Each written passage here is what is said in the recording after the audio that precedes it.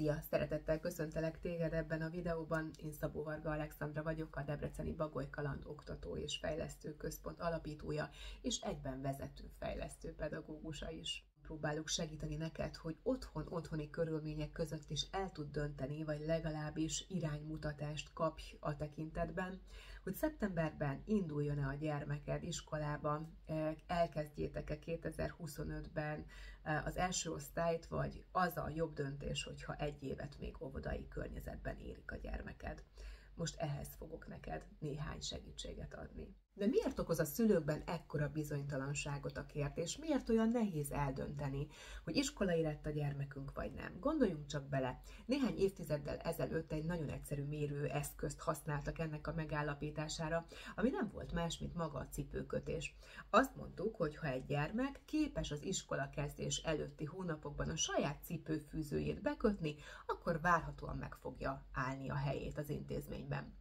Most viszont, mióta a tépőzáras cipő korszakát éljük, nem egyszer előfordul az a helyzet is akár, hogy egy negyedik osztályos gyermek lábán még soha nem volt fűzős cipő, pontosan ezért valószínűsíthetően nem is tud cipőt kötni. A tanulmányi eredménye ennek ellenére megfelelő, tehát azt gondolom, hogy a cipőkötés mint indikátor megbukott, úgyhogy kénytelenek vagyunk más szempontokat megfigyelni. Először azonban sorra vennék néhány olyan szempontot, amelyek nem feltétlenül élveznek prioritást a döntésben. Nem mondom, hogy egyáltalán nem lényegesek, és hogy egyáltalán nem kell őket figyelembe venni, de a döntés alapjául semmiféleképpen nem szolgálhatnak. Az első, hogy van-e kedve iskolába menni a gyermekünknek. Természetesen feltehetjük ezt a kérdést, és kíváncsiak is lehetünk a válaszra, de semmiképpen ne hagyjuk, hogy a döntés alapjául szolgáljon. Gondoljuk csak bele, felnőttként is belátható, hogy egy 6 éves gyereknek nincsen kellő tapasztalata abban, hogy állást tudjon foglalni egy ilyen kérdésben valid módon. Az információi külső környezetből érkeznek, vagy a felnőttek beszámolói alapján, vagy pedig a kortársak visszajelzéséből szűri le azt, hogy neki volna kedve iskolába menni szeptembertől, vagy nem. Nincsen tisztában azzal, hogy milyen valódi kihívások elé áll majd szeptemberben, vagy hogy esetleg milyen pozitív hatásoknak lesz szűkítve. Ezért azt gondolom, hogy semmiképpen ne a gyermekünk válasza legyen itt az, ami alapján meghozzuk a döntésünket. A második, sok barát megy a csoportból. Ha így van, akkor az egy nagyon-nagyon jó és kellemes és kényelmes helyzet tud lenni, de akkor se keseredjünk el és ne bizonytalanodjunk el, hogyha esetleg az adott évben elmennek a barátok és jövőre a mi gyermekünknek egyedül kell idézőjelben szeptemberben iskolát kezdenie, hiszen az osztályközösségben a gyerekek nagy részének nem lesznek ott a barátai, nem lesznek ismerősei, és egy ilyen szűz, újonnan alakuló környezetben a gyermekek nagyon hamar megtalálják a barátaikat, és nagyon-nagyon hamar kis csoporttá tudnak verbuválódni. Ettől nem kell félteni a gyerekeket, és emiatt nem érdemes idő előtt betolni őket az első osztályba. Mi szülők is 6 évesen mentünk iskolába, hát igen, és milyen jó lett volna, hogyha megadatik nekünk is az a lehetőség, hogy plusz egy évet még az óvodában tartózkodjunk, és esetlegesen megóvjuk saját magunkat olyan felesleges kudarcoktól, amelyek a későbbiekben önbizalom hiányá, motiválatlansággá, vagy valamiféle negatív személyiség jeggyé módosultak. Úgyhogy azt gondolom, hogy a kisebbik rosszat azzal tudjuk okozni, hogyha várunk még plusz egy évet. Abban az esetben, ha bizonytalanok vagyunk. Nem szeret aludni délután. Ez sem indokolja egyértelműen a szeptemberi iskolakezdést. Előfordulhat, hogy a gyermek idegrendszere már olyan érett, hogy valóban nincsen szüksége a délutáni alvásra, de számtalan oka lehet még annak, hogy nem szeret délután aludni. Valamiért vagy az óvodai környezetben nem tud úgy ellazulni, nem olyan kényelmes számára az óvodai kiságy, nem tudja úgy átélni a mesét, nem elég fáradt, többet alszik éjszaka annál, hogy ő délben aludni tudjon. Tehát azt gondolom, hogy azzal sincsen semmi baj, hogyha minden más amellett szól egyébként, és még ráadásul aludni sem szeret, akkor természetesen megerősítheti ez a pont a döntésünket. De ha ez az egyetlen indok, ami miatt szeptemberben az iskolát szeretnénk kezdeni, akkor azt gondolom, hogy semmiképpen ne döntsünk ez alapján. Ha a gyermekünk nem szeret aludni délután, akkor próbáljunk meg az óvónőkkel erre vonatkozóan valamilyen más megoldást találni, ha más nem, akkor egy differenciált foglalkozás keretében. Nagynövésű, nehogy csúfolják a későbbiekben. A gyerektársadalomról tudni kell, hogy alapvetően nem gonoszak és nem rossz indulatúak. A gonoszság sokkal inkább egy felnőtt minőség. A gyerekek jellemzően mindig jó indulatúan állnak a társaikhoz. Az más kérdés, hogy a saját hierarchiájukat valóban leosztják a kismini társadalmukban, de ebben sem bántanak másokat, hogyha arra egy bizonyos személy nem ad okot. Tehát a szocializációs problémák váltják ki jellemzően azt, hogyha valakit csúfolnak a társai, és nem egy külső tulajdonság. Persze mindig vannak kivételes esetek, de azok jellemzően speciálisak, és általában szakemberek segítségét kérik. Tehát ha valaki valamilyen problémával küzd gyerekként, akkor nyilván gonoszkodhat vagy bánthatja a társait, de hogy ez nem általános, és ne is általánosítsunk ezzel kapcsolatban. Már kiválasztotta az iskolatáskát, és csalódott lesz. Igen, ilyen indok is előfordul, erre pedig azt szoktam mondani viccesen, hogy hál' Istennek az iskolatáska nem romlandó, úgyhogy nyugodtan vissza lehet tenni a szekrény aljára, nagyon-nagyon jól fog jönni egy év múlva is, rengeteg mindent kell beszerezni szeptemberben, hát nagyon kellemes érzés lesz, hogy az iskolatáskát már kipipálhatjuk.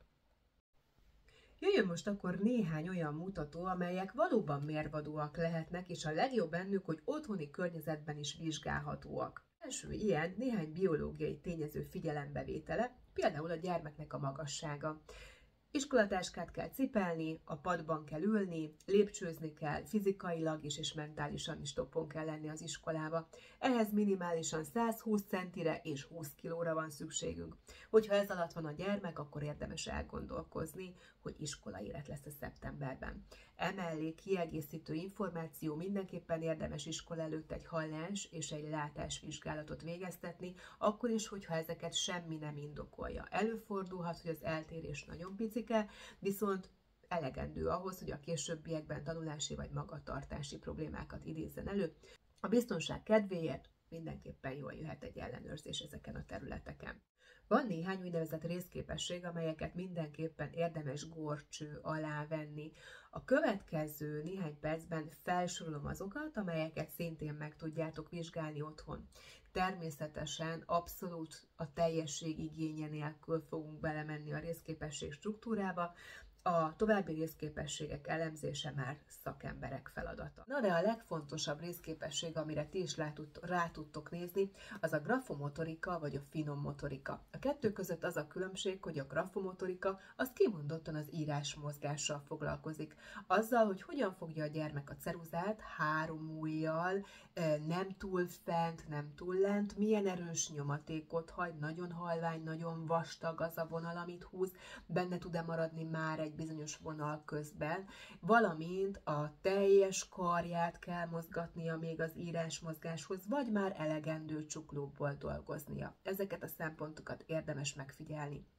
Míg a finom motorika az nem csak a kézmozgással, hanem például a szájban történő finom mozgásokkal, a beszéddel is foglalkozik. Ugyanis, hogyha egy gyermeknek beszédhibája áll fönn, beszédhibája van, akár a hangképzés nem teljesen tiszta, könnyen belátható, hogy később az olvasás és írás tanulásnál problémái adódhatnak, ilyenkor logopédiai fejlesztésre van szükség.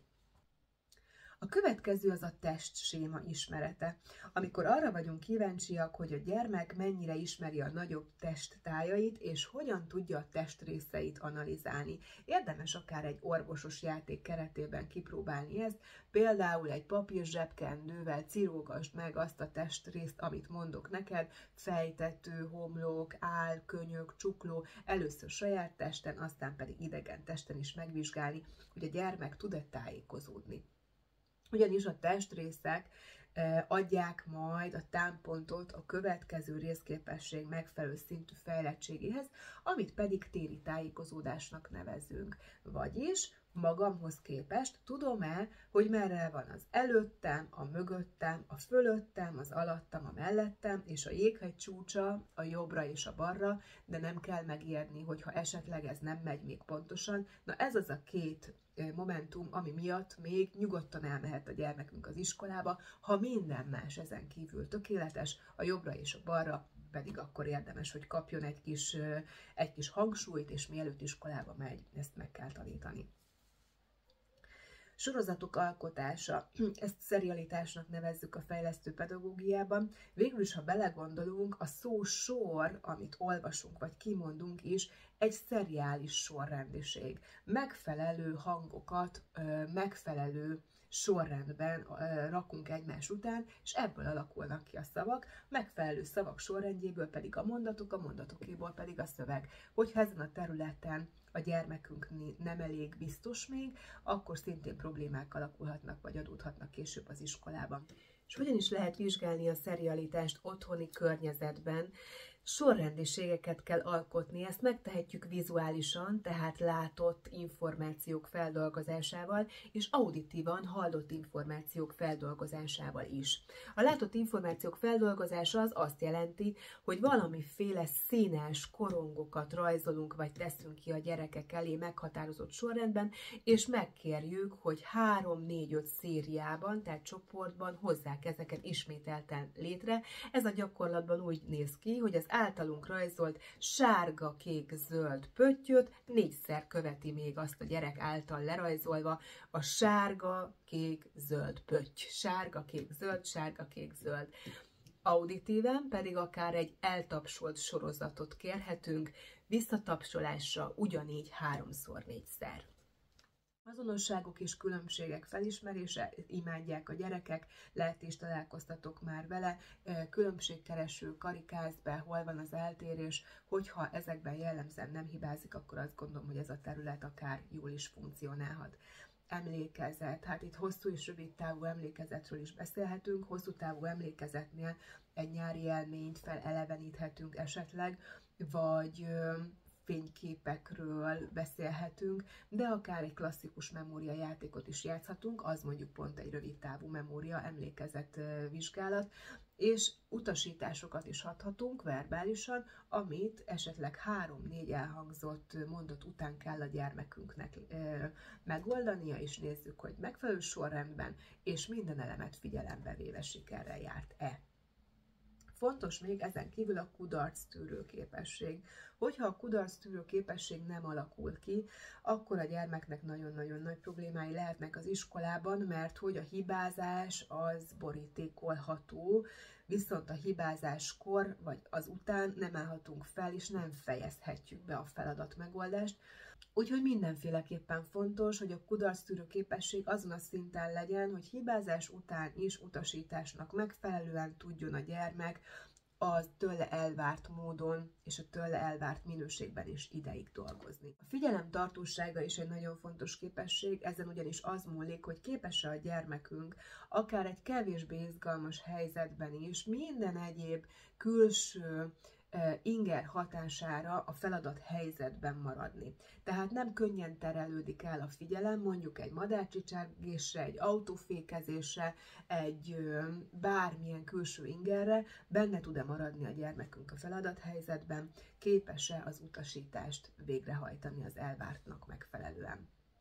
A feladattudat kialakult-e? Hát ez is egy nagyon fontos kérdés, mert tehát onnan indulunk, hogyha a játékot már nagyon szívesen lecseréli egy számára szimpatikus feladatra, az már egy mutatója az iskola érettségnek.